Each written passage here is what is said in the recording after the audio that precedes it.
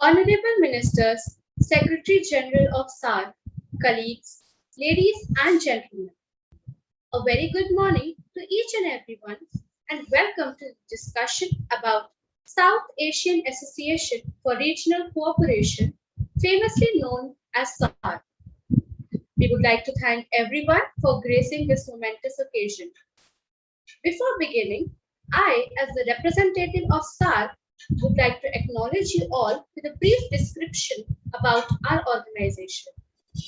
Established on the 8th of December 1985, SAAR is an economic, political, regional governmental organization comprising of 8 member states: Afghanistan, Bangladesh, Bhutan, India, Maldives, Nepal, Pakistan, and Sri Lanka.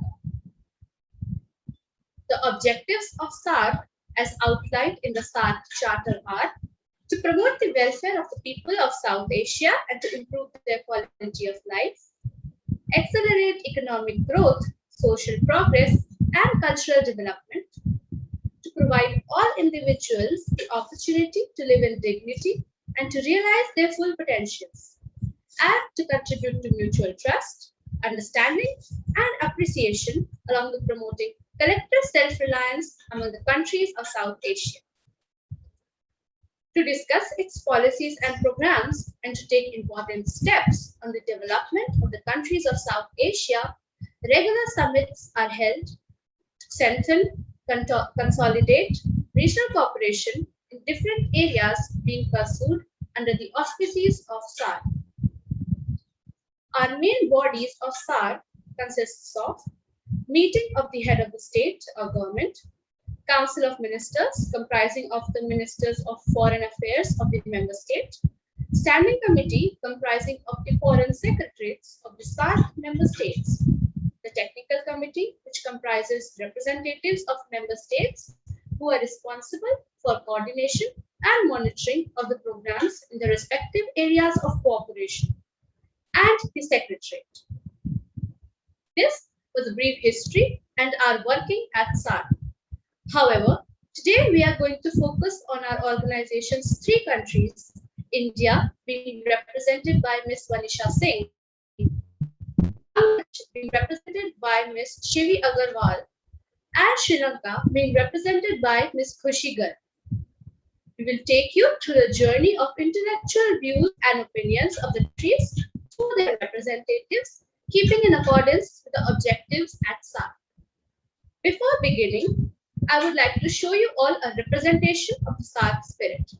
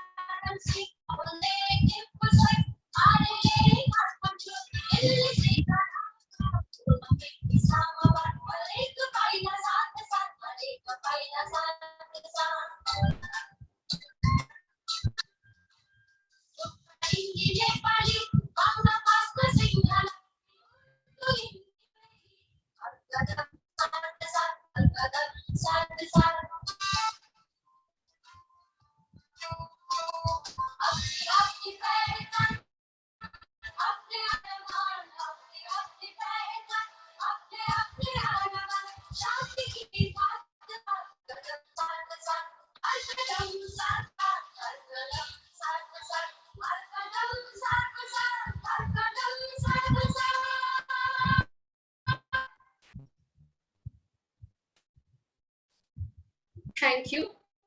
I would now like to invite the first member representative of Bangladesh, Ms. Shivi Agarwal. Good morning, everyone. I'm honored to get this platform today to share the economic prospects of my country, Bangladesh.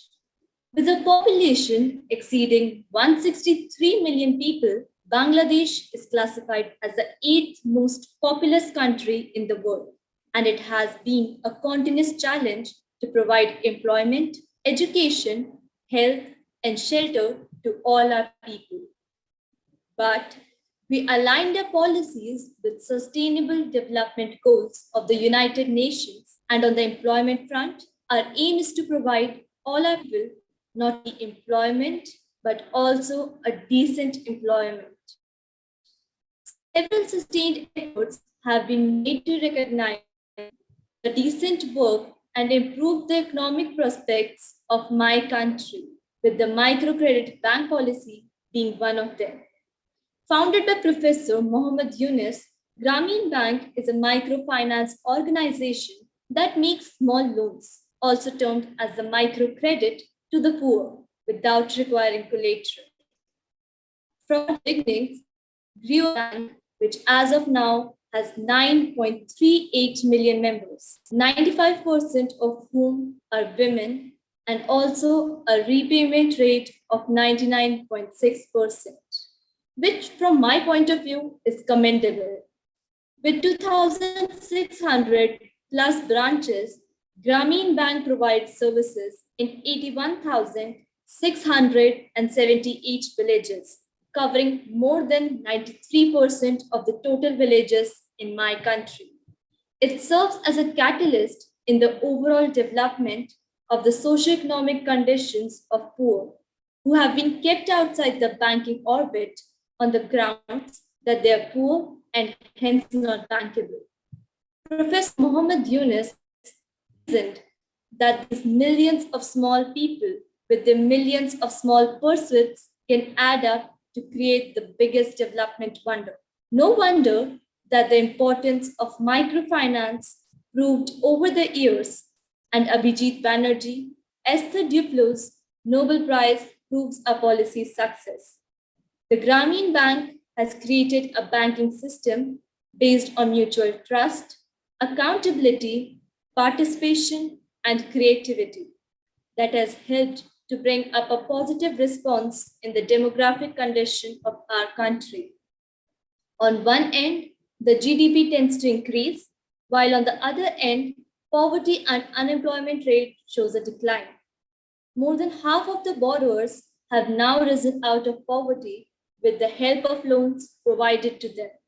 Its success thus led to the bank and its founder jointly being awarded with the Best Corporate Award 2014, NCCI Award, and the Nobel Peace Prize in 2006 for playing a key role in poverty alleviation and social development. Thank you. Thank you so much. I would now like to invite the member representative of India, Ms. Vanisha Singh. Thank you. Namaste. Being a representative from India, I would like to highlight one of the major policies of India towards providing decent employment. Today, India is one of the youngest nations in the world with 67% of its population in the working age group, that is 15 to 64 years. So, with the aim of providing market relevant skills training to around 400 million young people by 2022, our government launched the National Skill Development Mission in 2015. Basically, the major focus of this mission is to empower youth with adequate skill sets in order to bridge the prevailing skill gap. So this mission has been subdivided into various submissions, infrastructure, institutional training, etc. Several schemes like PMKVY, Pradhan Mantri Kaushal Vikas Yojana, NAPS, National Apprenticeship Promotion Scheme, PMYY, Pradhan Mantri Yuva Yojana have been formulated to encourage youth entrepreneurship. Also, IISCs, India International Skill Centers, for providing skill training of international standard have been set up. Apart from this, over the years, NSDC, National Skill Development Corporation, has been organizing Rozgar Melas, counseling camps, etc. Moreover, benchmark training institutions like PMKK's Pradhan Mantri Kaushal Kendra have been established. Along with this, an online portal for assessors and trainers named Takshashila has been launched. Then, driver training institutes have been launched, and MSDE has also conducted special skill projects with armed forces. So, overall, skill development is a comprehensive, relevant, and ambitious mission of our Government of India. However, there are quite a few challenges which really need to be tackled. Today, most economies of the world have an aging population, which opens a very big opportunity for India. With a favorable demographic dividend, we can serve the manpower market. And this requires a coordinated effort from all our stakeholders, including government, private enterprises, education and training institutes, as well as students and job seekers. Thank you.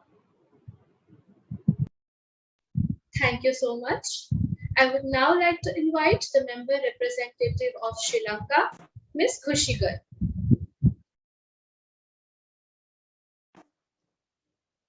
A very pleasant morning. I extend my warm welcome to each and everyone who all are here with us. Sri Lanka has worked towards providing decent work, and one of the greatest initiatives had been the National Human Resource and Employment Policy, which is also abbreviated as NHREP. It is the overarching policy framework of the government of Sri Lanka that plans to govern its human resource development work and action to be taken to provide full, decent, and productive employment to all Sri Lankans. It was formulated in 2012 and had been worked on tremendously since. NHREP had aimed at full, productive, freely chosen employment for all women and men in Sri Lanka. It works towards a highly competent, globally competitive, multi-skilled, and productive workforce in the country. NHREP improves incomes and the quality of life of the working population across different sectors and regions, and provides the fullest possible opportunity to workers without discrimination. Finally, NHREP safeguards the basic rights and interests of workers in line with national labor laws and key international labor standards. It has by far worked in the areas of school and higher education, enhancing employability of the youth, wages, foreign employment, social protection, and by far most importantly, employment opportunities for vulnerable groups, disabled persons, and those in underdeveloped regions. The importance of NHREP is underlined when we talk about the objectives of SAARC. It has worked in order to give decent work and better life to people across all the horizons of the society. Thank you. Thank you so much, everyone. We would now like to move on to the question answer round. I would like to invite the member countries to ask their questions. Thank you. My question is for country Bangladesh. How has the microcredit facility helped to improve the life of people in Bangladesh?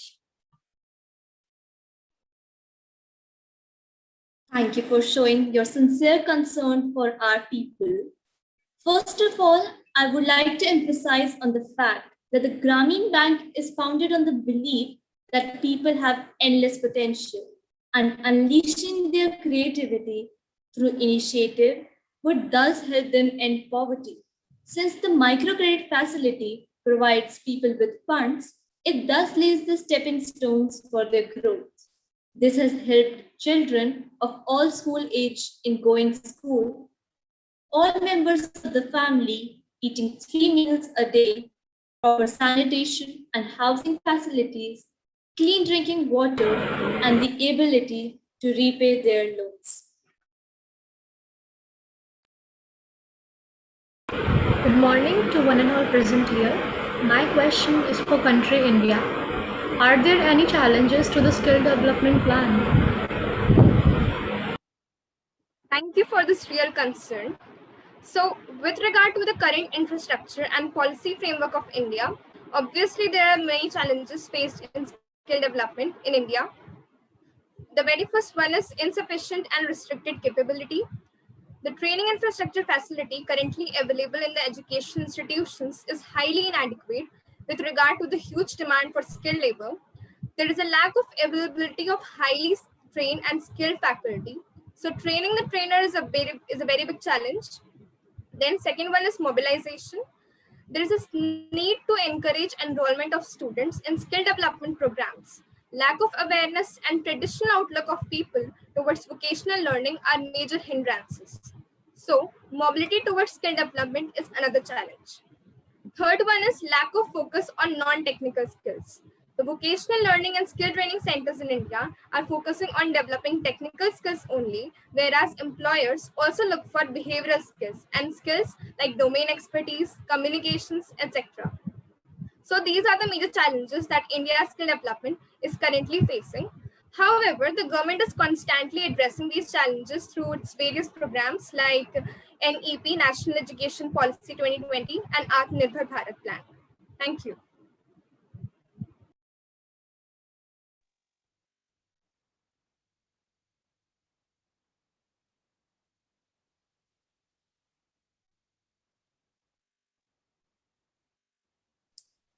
Good morning to one and all present here.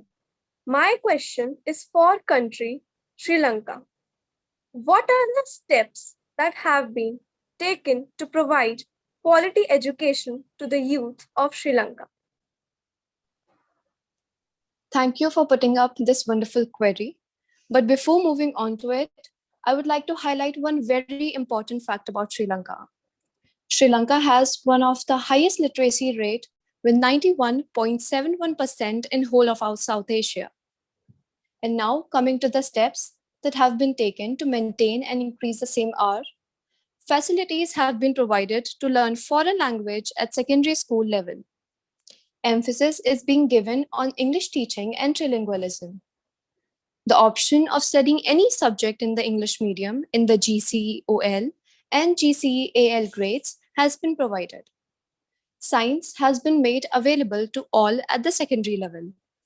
Introduction of career guidance has been provided as a mandatory element in schools. And lastly, 1,000 well-equipped secondary schools at divisional level have also been set up. Thank you. A very good morning to one and all present here. My question is for country India. My question is, how relevant is skill development in today's scenario in India? Thank you. This is quite a relevant query.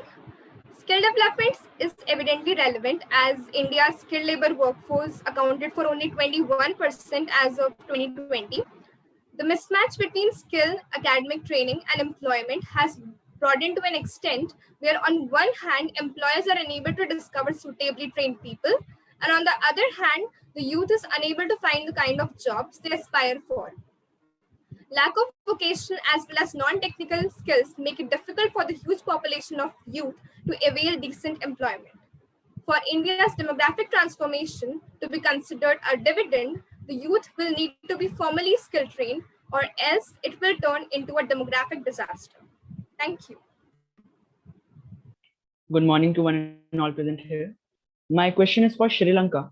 What the Sri Lankan government has done to increase the female employment at workplace? Thank you for your deep concern. The work of Sri Lankan government is in itself evident by the rate increase in the female workforce in the country. The female employment in services sector alone has increased from just 24.36% in 1991 to 46.5% in 2012. One of the major policies that has been ensured is the provision of maternity benefits ordinance, under which a female worker is granted paid maternity leave at childbirth up to 84 days. Thank you. Thank you so much, everyone. I appreciate all the questions and the provided answers to them. I would now like to invite the Secretary General, Alfia, to present the vision document. Good morning, everyone. First of all, I would like to thank all the countries and their representatives for joining us today and sharing the progress of their respective nations. Now, I would like to take this healthy discussion further. All the countries have aptly specified the various status, challenges, economic policies, and the steps for their implementation. But before coming to that, let us understand about the various SDGs, their aim, and their importance. There are 17 main SDGs introduced by the United Nations, and today we all are focusing on SDG 8. So, what is Goal 8? Goal 8 stands for decent work and economic growth.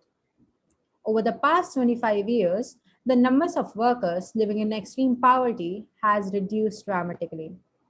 However, as the global economy continues to recover, we are seeing slower growth, widening inequalities, and not enough jobs to keep up with the growing labor force. Our goal is to achieve full and productive employment and decent work for all by 2030. So, why is Goal 8 so important? While developing countries have grown at a rate faster than the developed regions, sustained economic growth will be hard to fulfill over the next 15 years. Stronger economies promise us more opportunities to build a more resilient and sustainable world. So, how can we address the situation? No one is left behind. This is the idea behind Goal 8, which aims to sustain an economic growth rate of at least 7% for the least developed countries by 2030 and achieve full and productive employment for all. In 2015, nearly 736 million people lived below the poverty line, and that poverty eradication is only possible through stable and well paid jobs. So, the first country we come to discuss about is India. The challenge for India is to create well paying and productive jobs that can absorb more unskilled workers, including women. Labor markets and skill policies can play an important role in maximizing the benefits. Some suggestions for it are: first, sustained per capita economic growth, that is at least 7% GDP growth per annum. Second, achieve higher levels of economic productivity through diversification, technological upgrading, innovation, including through a focus on high value added and labor intensive sectors. Third, promote development oriented policies that support decent job creation, entrepreneurship, creativity, innovation, and encourages small and medium industries. Fourth, protect labor rights and promote safe and secure working environments for all workers, including migrant and women. In addition to this, the government's National Skill Development Mission, Deen Dayal Upadhyay Antodaya Yojana, Atal Innovation Mission, as well as the National Survey Scheme and the Mahatma Gandhi National Rural Employment Guarantee Scheme are some flagship programs. The second country that we discuss now is Bangladesh. In Bangladesh, the broader goal of the project is to identify how people, tools, processes, techniques related to ICT can support the implementation of the SDGs. Each year, more than 1 million jobs had been added in the country during the last decade. Some suggestions, rules, and regulations made for it are: first, identifying of data gaps, especially those related to hourly wage. Second, assist the Ministry of Labor and Employment to develop plans and strategies for systematic collection, analysis, publication, and visualization of data. Third, promote interagency collaboration between the Ministries of Labor and Employment and the others concerned. And the third country that we discuss now is Sri Lanka. Sri Lanka is poised at a crucial point in its development process with the prospect of an economic revival. This challenge calls for a response that will balance growth with equity, economic, and social development without sacrificing one for other. Some challenges which were faced and still faced are: first, despite being literate, women are being underrepresented in the trade union even where they constitute the majority of the members. Second, the informal sector comprises of about 70% of all economic activities and the right to association becomes hard to exercise. Third, migrant workers are particularly vulnerable as they work and reside in a host country and are unable to exercise their rights to organize. Many of these deficits can be overcome by strengthening the capacity of trade. In addition to that, the DVCP is aligned with the policies and priorities of the Sri Lankan government, such as the Public Investment Program, National Employment Policy, Child Labor Policy, Small and Medium Enterprise Policy, Skills Development Policy, Education Policy, and the other existing labor laws. Program of 2017 to 2020 and the Vision 2025, that is the National Development Framework, prioritizes increasing employment opportunities as well as reskilling of the labor force to meet current and emerging socioeconomic demands. At last, I would hereby like to conclude on the behalf of the people and the representatives of SAARC countries by saying that we are committed to provide knowledge and solutions to respond to South Asia's various development challenges. We will continue to work with the SAARC countries and help the respective economies become even better connected, more competitive, and more capable to take collective actions, and also in achieving a prosperous, inclusive, resilient, sustainable, and integrated SAARC region. Thank you everyone for being such an important part of this. I wish us all a successful meeting. Thank you. Thank you, Secretary General, for presenting the vision document and giving the suggestions. I appreciate everyone for taking this precious time out and being a part of this meeting. I hope we all got some fruitful discussions. I hereby would like to conclude the meeting. Have a great day ahead.